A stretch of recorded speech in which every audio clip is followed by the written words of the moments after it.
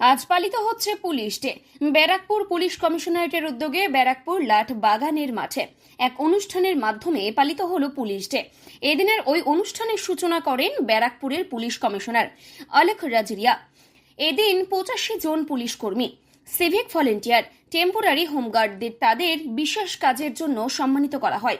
এদিনের অনুষ্ঠানে ব্যারাকপুরের পুলিশ কমিশনার ছাড়াও উপস্থিত ছিলেন পুলিশ কমিশনারেটের অন্যান্য আধিকারিক ও পুলিশ কর্মীরা।